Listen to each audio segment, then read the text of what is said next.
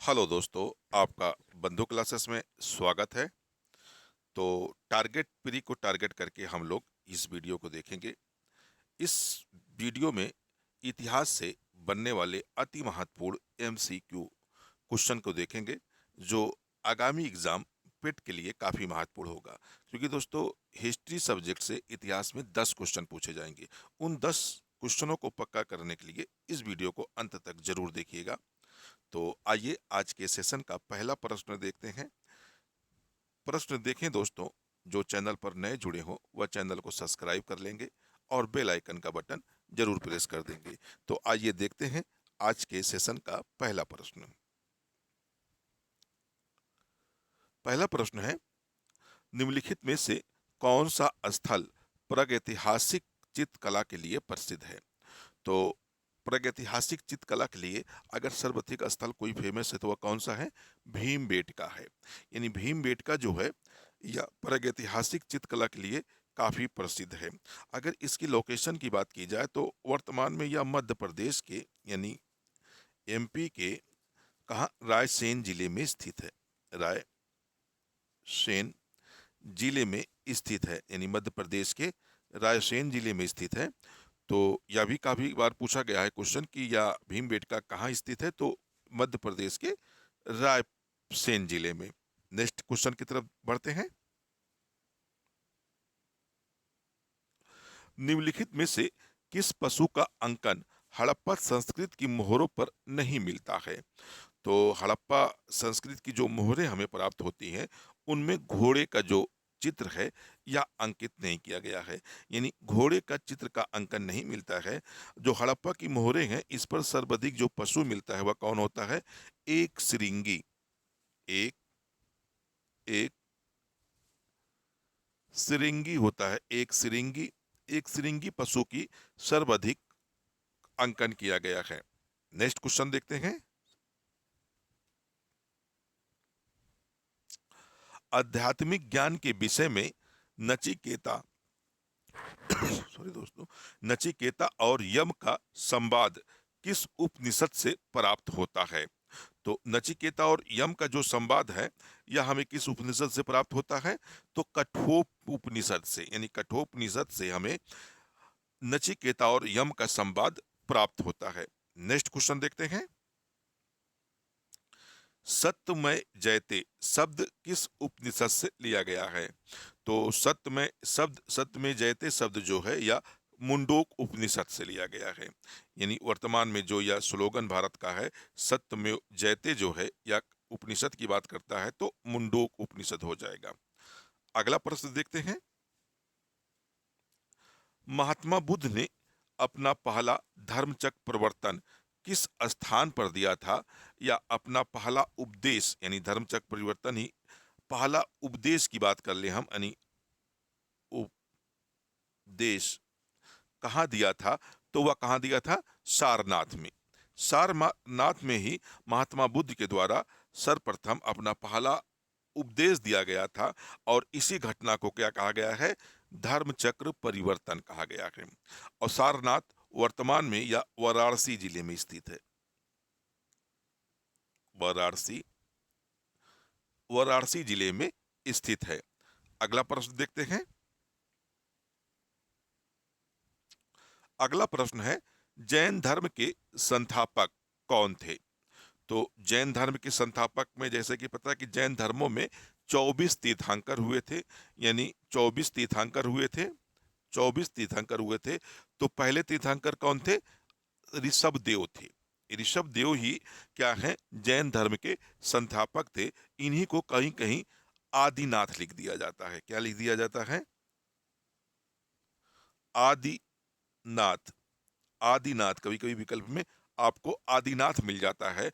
और ऋषभ देव के ही द्वारा जैन धर्म की स्थापना की जाती है। और महात्मा महावीर स्वामी जो हैं या जैन धर्म के 24वें तीर्थंकर थे। और इनको हम अंतिम तीर्थंकर भी कह सकते हैं। एक तरह से कहा जाए अंतिम अंतिम तीर्थंकर भी इनको हम कह सकते हैं। और लेकिन अगर जब आप संस्थापक की बात करता है तो इसके संस्थापक ऋषभ देव थे। ठीक है, नेक्स्ट क्वेश्चन देखते हैं। निम्नलिखित में से कौन एक बौद्ध ग्रंथ 16 महाजनपदों का उल्लेख करता है? यानी 16 महाजनपदों की छठी शताब्दी में बात होती है, तो या इसे हमें कहाँ से जानकारी प्राप्त होती है? तो बौद्ध ग्रंथ अगुत्तर निकाय से, यानी बौद्ध एक ग्रंथ है अगुत्तर निकाय, अगुत्तर निकाय में ही 16 महाजनपदों का उल्लेख किया गया है। नेक्स्ट क्वेश्चन देखते हैं। निम्नलिखित में से कौन सा सिकंदर के साथ भारत नहीं आया था? तो सिकंदर के साथ भारत कौन नहीं आया था? डाईमेकस। डाईमेकस जो है यह एक राजदूत था, यानी एक राजदूत था, और यह बिंबिसार के या बिंदुसार के दोस्तों, यानी बिंदुसार सार मौर्य वंश के काल में भारत आया था। यानी बिंदुसार के दरबार में यह एक राजदूत बनकर आया था, जबकि सिकंदर का आक्रमण 323 ईसा पूर्व के आसपास भारत पर होता है। नेक्स्ट क्वेश्चन देखते हैं। सारनाथ स्तंभ का निर्माण किसने करवाया था?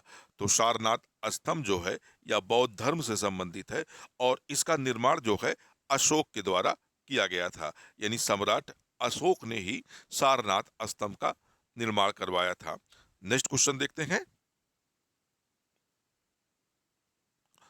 अशोक के शिलालेखों को सर्वप्रथम किसने पढ़ा था?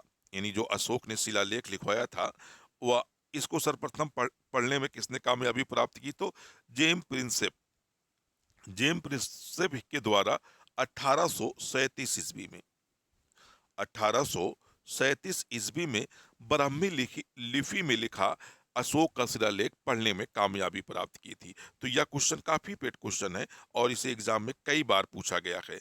नेक्स्ट क्वेश्चन देखते हैं। निम्नलिखित में से कौन एक कनिष्क के दरबार से संबंधित नहीं था? यानी कनिष्क के दरबार में कई सारे विद्वान रहा करते थे, उनमें से एक नहीं है। तो कौन नहीं है? पतंजलि। यानी पतंजलि जो है या कनिष्क के समकालीन नहीं थे। अगर पतंजलि की बात करें तो यह पुष्यमित्र शुंग, यानी पुष्प मित्र शुंग शुंग के समकालीन थे, तो यह कनिष्क के समकालीन नहीं थे। नेक्स्ट क्वेश्चन देखते हैं। किसे भारत का नेपोलियन कहा जाता है? तो बिसेट स्मिथ के द्वारा अपनी पुस्तक अर्ली हिस्ट्री ऑफ इंडिया में चंद्र यानी किसके समुद्रगुप्त के विजयों को देखते हुए इसे क्या कहा गया है? भारत का नेपोलियन कहा है। किसने कहा है? तो बिसेंट स्मिथ ने। समुद्रगुप्त किसने कहा है?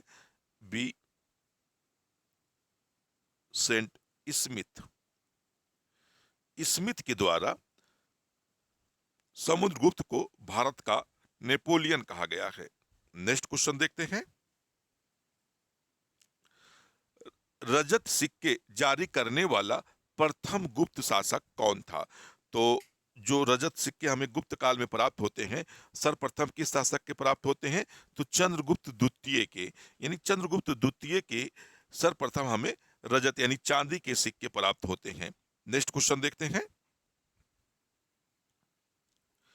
योग दर्शन के प्रतिपादक कौन थे? यानी योग दर्शन का जो प्रतिपादन किया था, जिसका वोध किया था, किसने किया था? पतंजलि के द्वारा। यानी महर्षि पतंजलि ने ही योग दर्शन का प्रतिपादन किया था। नेक्स्ट क्वेश्चन देखते हैं। किस वंश ने एलोरा के कैलाश मंदिर का निर्माण करवाया था?